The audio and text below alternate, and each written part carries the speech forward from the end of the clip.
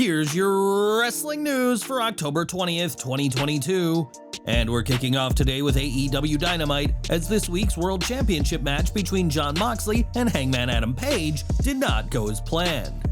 Instead, the match was ended 10 minutes early after Page was motionless in the ring following a stiff lariat by Moxley and rough-looking landing. A statement by AEW confirmed that Hangman has suffered a concussion, and in a statement of his own, Page thanked everyone for being so nice. In his first public comment since Dynamite, Page added that he's doing alright and feeling good, and said how he was enjoying a panini for his lunch. Page may be feeling good, but as we all know, concussions are extremely dangerous and in the worst of circumstances can end a wrestler's career. Hopefully that will not be the case this time around, but we're pleased to hear that Page is doing much better after this week's scary incident. After AEW All Out, CM Punk had some explosive comments for several members of the roster, which resulted in a fight breaking out backstage. Punk, as well as anyone else associated with the fight, has been suspended from AEW due to an ongoing investigation, but one person is gone for good. As Dave Meltzer confirmed on Wrestling Observer Radio, Ace Steel has been fired from AEW, which reportedly happened on Tuesday. Steel was on Punk's side for the fight, and according to reports, both bit Kenny Omega and threw a chair that hit Nick Jackson in the eye. The now former AEW trainer had given hints that he expected to lose his job, as on October 12th he tweeted a video from the Blues Brothers featuring Aretha Franklin singing about freedom. With Steel gone, there are questions as to what Punk's future in AEW will look like, as there was a belief earlier this year that the former world champion would quit AEW if anything happened to his old trainer. In an update from Sean Ross Sapp, it said that the decision to part ways with Steel, who despite a handful of on-screen appearances was more of a backstage hand, was a no-brainer. Much of the roster has remained quiet since the Brawl Out situation, whether it be on the record, off the record, or on background. This became even more of the case after the Jon Moxley, Bryan Danielson, Chris Jericho-led talent meeting that encouraged talent to keep their dirty laundry in-house. After word emerged of Ace Steel finally being let go, more talent and staff were willing to talk. The unanimous consensus that we've heard from was that the move was expected, and if there weren't constantly pending legal ramifications, this would have been done the week of Brawl Out.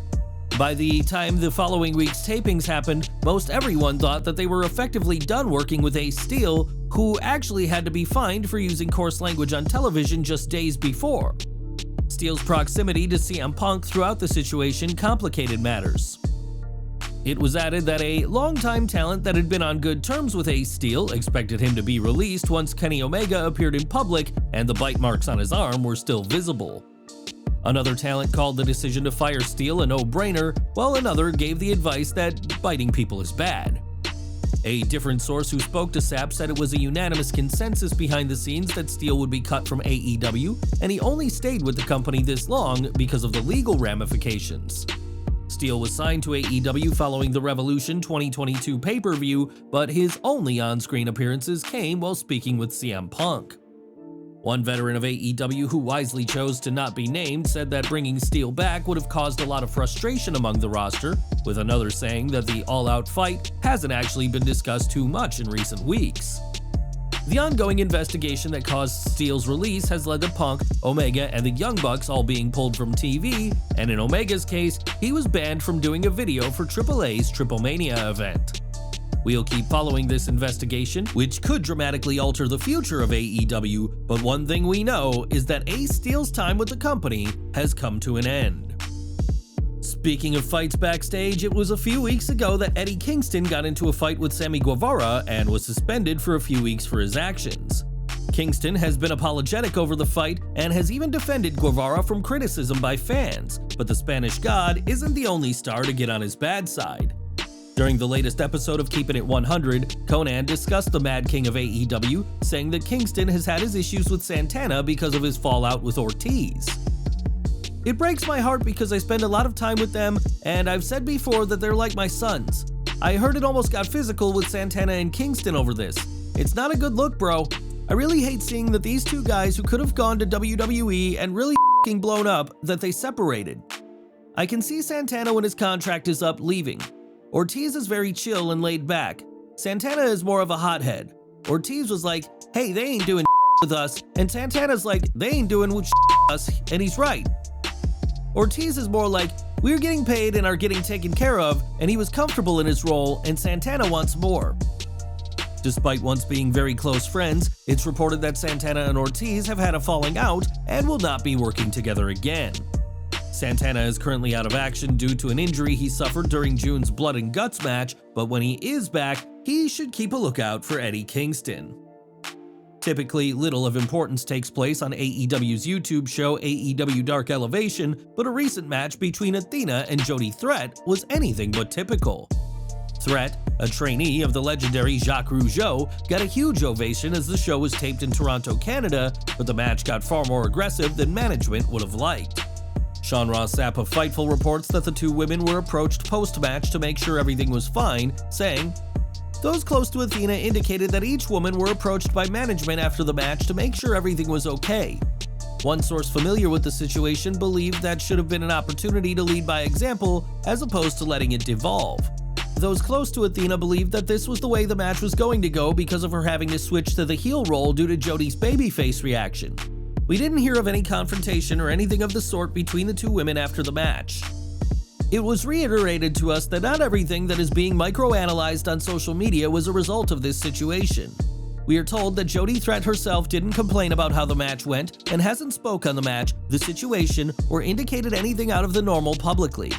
All we've heard from her side of things is that she's not big on all the attention that emanates from situations such as these and generally tries to keep her head down to avoid political aspects of wrestling." Fightful reached out to Jody Threat as well as reps for Athena, but haven't heard back directly. There's no shortage of examples of wrestlers taking liberties in the ring and trying to teach a lesson to someone they don't like, but that isn't the example this time. Hopefully this showdown with Athena doesn't define Threat's career, as she's trying to avoid backstage politics, and sometimes a match is just a match. When Karl Anderson returned to WWE on last week's Raw, he did so as the reigning, defending New Japan Never Openweight champion. At the time of his return, Anderson was booked for New Japan's Battle Autumn event on November 5th, but is also booked to work WWE Crown Jewel the same day. There's been plenty of speculation on how Anderson will work both shows in two different countries, and now one show has had to go.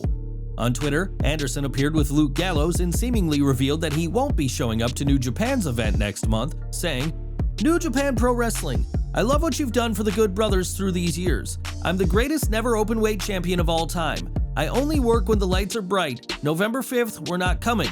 We'll come on our time. The machine gun will tell you when I'm coming to defend my championship." It's not hard to see why Anderson has chose WWE over New Japan, as it's been reported that he wasn't under any official contract while champion, something he is under with WWE. New Japan are reportedly hopeful that Gallows and Anderson will make multiple appearances in the run-up to Wrestle Kingdom 17 next January, but with the pair seemingly off Battle Autumn, it looks like WWE will be the only place to see the Good Brothers in action. One name who could be competing at Crown Jewel is Bray Wyatt, who has returned to WWE with a ton of momentum. Even during his first WWE run, Wyatt feuded with some of the biggest names of the day, but Roman Reigns made sure WWE was careful with their program. After costing Reigns the 2015 Money in the Bank briefcase, Wyatt feuded with the big dog, and on the post-pay-per-view Raw sang "I'm a little teapot" while showing an image of Reigns and his daughter Joelle. Reigns explained on the Sam Roberts Wrestling podcast that he didn't mind the photo being used, as it was a promotional image with his daughter and wasn't personal, but made sure that WWE didn't cross a line. The tribal chief added that while the use of the image sparked a reaction, he didn't want his daughter to be an on-screen character and made this clear to the company. Reigns may be WWE's top superstar today, but the father of five's family life is private, and that's exactly the way the tribal chief likes it. Now, Ronda Rousey is back on top of WWE's women's division after regaining the SmackDown Women's Championship at Extreme Rules. Rousey hasn't just beaten former champion Liv Morgan, but has decimated the entire women's division on the blue brand, and her next opponent may be coming from Monday Night Raw. During her most recent YouTube stream, Rousey was asked who she'd like to face and said a feud between her and Asuka would be great. Of course, the Empress is a Raw superstar, but Rousey pitched that a WWE draft could easily see Asuka move to SmackDown, but that would end her alliance with Alexa Bliss and Bianca Belair. For what it's worth, Asuka isn't against the idea either, as when asked this year in an interview with Entertainment Tonight, named Rousey as an opponent she needs to face. Ronda Rousey debuted back at the 2018 Royal Rumble, the same night Asuka won the very first Women's Rumble match, and perhaps a feud between the two immensely talented stars could take place down the line. When Jim Ross signed with AEW in early 2019, he was one of the first names to do so, and the legendary WWE commentator drew a lot of attention by joining the upstart promotion. Since then, JR has called the action for both Dynamite and Rampage, but his commentary has come under criticism from some fans who believe the Oklahoma native has lost a step. Sitting down for the latest episode of his Grilling JR podcast, Ross spoke about what's next for him in AEW and said that he is thinking about retirement. His current deal with AEW will last for just over another year, and Ross said that he's not a young kid and will have to take things from there.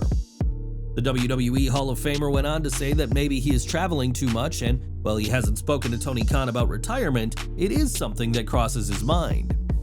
Jim Ross broke into the wrestling business all the way back in 1974 and has had various roles over the following near 5 decades, but the career of arguably the greatest commentator of all time may be ending soon.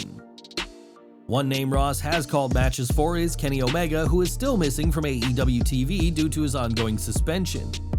You won't be seeing the cleaner on AEW programming, but some lucky fans did spot him at Universal Studios this week and were able to snap some pics with the former world champion. Omega isn't expected to be fired from AEW, as all accounts of the backstage fight is that he was attacked first and was merely defending himself in the Bucks, but while there's no return date for the cleaner, he's at least enjoying himself out of the ring. At WCW Starrcade 1999, Bret Hart would suffer a concussion that would ultimately end his time in the ring, a sad end to one of the greatest careers in wrestling. While Bret has wrestled a handful of times since then, these matches never displayed just how good he was in the ring, with his most recent being a September 2011 tag team match with John Cena against Alberto Del Rio and Ricardo Rodriguez. Hart realizes his days in the ring are over, but when asked if there was the possibility of one more match during a K&S WrestleFest signing, spoke about what could have been. If I had no issues with my concussion and stuff, if I never had a stroke, maybe. Let's just say I was healthy. At my age, I'd go back. I would have taken it pretty seriously. I would have wrestled a lot more over the last 10 years if I hadn't been hurt. All of the dream matches that everyone talks about. I would have loved to have done all of them. Daniel Bryan, Bryan Danielson, CM Punk, Roman Reigns, John Cena, Randy Orton. In addition to his career-ending concussion, Hart suffered a stroke in 2002 and fought through prostate cancer in early 2016. These days, the Hitman is remembered for his incredible career-defining feuds with the likes of Shawn Michaels, Ric Flair, and countless others, but the Canadian legend wishes he could have had more matches. And we're ending with more from that infamous Starrcade 1999 incident, as the one who delivered the kick was none other than Bill Goldberg. In the decades since, Hart has remained bitter about what happened, constantly bashing Goldberg, who has gone on to have multiple successful runs in WWE. Speaking during a recent WrestleFest signing, Bret spoke about Goldberg, a fellow WWE Hall of Famer, and that's something the Hitman wants to change. I always thought that if Goldberg got into the Hall of Fame, then Horowitz should have gone in the Hall of Fame. Horowitz can actually wrestle. Goldberg never could. I think he got in there for hurting everybody he worked with. They should take Goldberg out. Barry Horowitz is known as one of the most high-profile jobbers, losing countless matches to other wrestlers, but is more deserving of an induction according to Bret. In fairness, we should say that Goldberg has spent years apologizing for what's happened at Starrcade and deeply regrets what has happened, but that's simply not enough as far as the Hitman is concerned. Well guys, that's our news for today. Please share your comments below. Also hit the like button, subscribe to our channel, and hit the bell icon to receive all notifications. And as always, thanks for watching.